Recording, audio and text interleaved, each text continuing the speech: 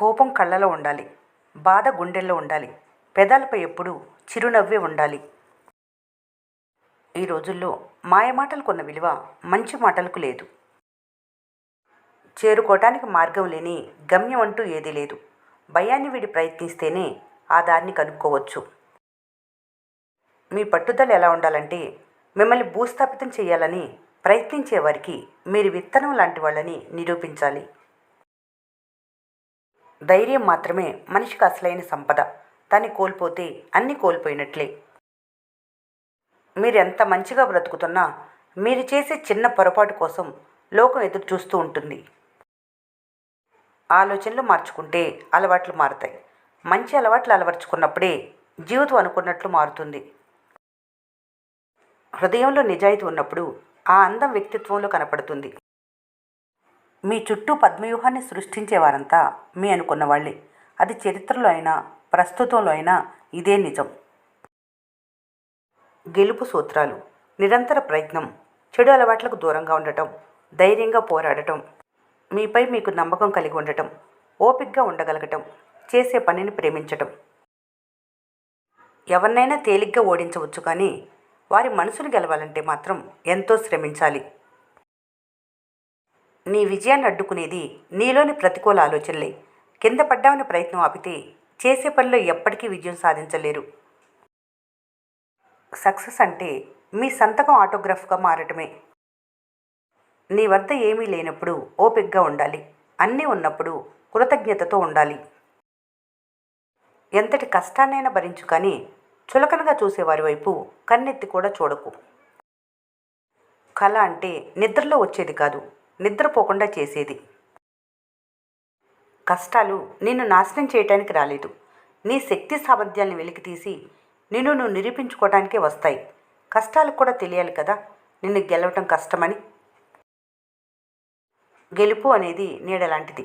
దాన్ని పట్టుకోవాలని చూడకు. నీ దారిలో నువ్వు సాగిపో. దానంతట అదే నీ వెంట వస్తుంది, కానీ నీ అడుగులు వెలుగువైపు పడితేనే నీడ ఉంటుందని గమనించాలి. గౌరవం అనేది ఆశించేది కాదు. దానికి అర్హత కలిగి ఉంటే అదే మిమ్మల్ని వెతుక్కుంటూ వస్తుంది. బ్యాంకు నుంచి అప్పు తీసుకుంటే అదనంగా వడ్డీ కడితే సరిపోతుంది. అదే తెలిసిన వారి వద్ద తీసుకుంటే వడ్డీతో పాటు గౌరవం కూడా చెల్లించాలి. కోపంలో అరవటానికి శక్తి అవసరం లేదు. సహనంగా ఉండటానికి శక్తి కావాలి. మీ ముఖాన్ని బట్టి కాదు, మీ పనులు మాటల ద్వారా జనం మిమ్మల్ని గుర్తుపెట్టుకునేంత గొప్పగా జీవించాలి. మీకు తగిలిన గాయం గురించి ఆలోచిస్తుంటే బాధ మరింత బాధిస్తుంది. అదే నేర్పిన పాఠం గురించి ఆలోచిస్తే దాని నుంచి ఎలా బయటపడాలో తెలుస్తుంది. చుట్టూ ఎందరున్నా మీ ఇష్టాలను కష్టాలను పంచుకోవటానికి దొరికిన వరమే స్నేహం. బంధమనే వృక్షానికి నమ్మకమనే వేళ్ళు బలంగా ఉన్నంతకాలం అది పచ్చగానే ఉంటుంది. పుస్తకాలు మౌనంగా శాంతంగా ఉంటాయి, కానీ వాటిని చదివి అర్థం చేసుకునే వారికి మాట్లాడటం నేర్పిస్తాయి. ఒక తలుపు మూసి ఉన్నప్పుడు మరొకటి తెరుచుకుంటుంది, కానీ తరచుగా మూసి ఉన్న తలుపు వైపు చాలా కాలం చూస్తుంటారు. మీ ప్రణాళికలు ఎంత రహస్యంగా ఉంటే విజయం అంత గొప్పగా ఉంటుంది. ఇతరుల సామర్థ్యాన్ని చూసి భయపడటం అంటే మిమ్మల్ని మీరు అవమానించుకోవటమే. అవసరమైన సమయంలో చెప్పని నిజం అబద్ధం కన్నా ఎక్కువ ప్రమాదం. సంతోషంగా ఉండేవాళ్ళు తమలో ఓ ప్రపంచాన్ని నిర్మిస్తారు. మూర్ఖులు మాత్రమే బయట ప్రపంచాన్ని నిందిస్తారు. జీవితం అనే యుద్ధంలో గెలవటానికి ధైర్యాన్ని మించిన ఆయుధం ఏదీ లేదు. చీకటి పడగానే పక్షులు చెట్లలో తమ గూళ్లలో తలదాచుకొని ఉదయం కాగానే విశాలమైన ఆకాశంలోకి ఎగురుకుంటూ వెళ్ళిపోతాయి. అలాగే ఈ భూమి మీద జీవితం కూడా అంతే. ఈ భూమి మీద కలుసుకుంటారు, ఎందరితోనూ అనేక బంధాలు పెంచుకుంటారు, కానీ విధి బలీనమైంది. అందరినీ చెల్లాచెదురు చేసి చివరకు తన గమ్యానికి తీసుకెళ్తుంది. గొప్పగా జీవించటం అంటే ఆడంబరంగా జీవించటం కాదు, ఆనందంగా జీవించటం. సమస్య వెంట పరిష్కారం, చీకటి వెంట వెలుగు, బాధకు తోడుగా సంతోషం ఎప్పుడు వెంటనే ఉంటాయి. జీవితం ఒక ప్రయాణం. కొన్ని రోజులు సంతోషంగా గడిచిపోతాయి, కొన్ని రోజులు ఎంతో కష్టంగా గడుస్తాయి. సుఖదుఖాలు రెండు మీ జీవితంలో భాగాలే. వాటి నుండి నేర్చుకుంటూ ముందుకు సాగిపోతూనే ఉండాలి. ప్రశాంతంగా జీవించాలంటే అనుభవాల కోసం వెనుకకు చూడకు. నిజాల కోసం నీ చుట్టూ జరిగేవి చూడు. జీవితంలో సమస్యలు ఎప్పటికీ ముగిసిపోవు. అవి నిన్నొకలా ఉంటాయి, ఇవాళ ఇంకొకలా, రేపు మరోలా ఉంటాయి, అంతే. అక్కడే ఆగిపోకుండా పరిష్కరించుకుంటూ ముందుకు సాగిపోవడమే జీవితం. ఎదుటి వ్యక్తి బలాన్ని అంచనా వేయగలరు కానీ ధైర్యాన్ని అంచనా వేయలేరు.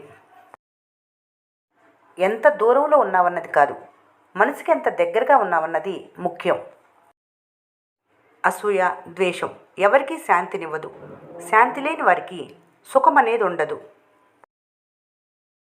రాయికి తాకే ఉలి దెబ్బ ఆ రాయికి చక్కటి రూపాన్ని ఇస్తుంది.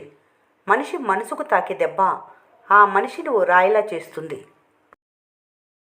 ఆరోగ్యంగా ఉండే శరీరం, ప్రశాంతంగా ఉండే మనసు, ప్రేమ నిండిన గృహం ఇవన్నీ కొందామంటే దొరికేవి కావు. అదృష్టం ఉన్నవారికే లభించేవి. పనిలో, జీవితంలో మీరెంత తెలివైన వారైనా, మీరెంత ప్రతిభావంతులైనా, మీరెంత అందమైన వారైనా మీరు కూడా మంచి వ్యక్తిగానే ఉండాలి. మీకే మినహాయింపులు ఉండవు. ఎప్పుడైతే నిన్ను పట్టించుకోని వాళ్ళను నువ్వు పట్టించుకోవటం ఆపేస్తావో అప్పుడే నువ్వు ప్రశాంతంగా ఉంటావు. జీవితం ఒక ప్రయోగశాల. ఎన్ని ప్రయోగాలు చేస్తే అంత అందంగా మారుతుంది. మీకు జీవితంలో అనేక సమస్యలు ఉండొచ్చు కానీ అవి పెదవులకు తెలియవద్దు. అవి ఎప్పుడూ నవ్వుతూనే ఉండాలి. సంతోషకరమైన జీవితానికి డబ్బే ముఖ్యం కాదు. జీవితాన్ని అందంగా నిర్మించుకోవటం, ప్రశాంతంగా జీవించటం ఒక కళ. ఈ లోకంలో ఇది నాది అని నువ్వు గర్వంగా చెప్పుకోగల ఒకే ఒక ఆస్తి నీ వ్యక్తిత్వం. ఏది ఏమైనా దాన్ని కోల్పోవద్దు.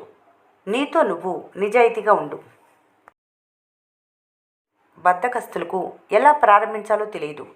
కష్టపడే మనస్తత్వం ఉన్నవారికి ఎక్కడ ఆపేయాలో తెలియదు. కోల్పోయిన వాటి గురించి ఆలోచిస్తూ కూర్చుంటే ఉన్న వాటిని కూడా కోల్పోవలసి వస్తుంది.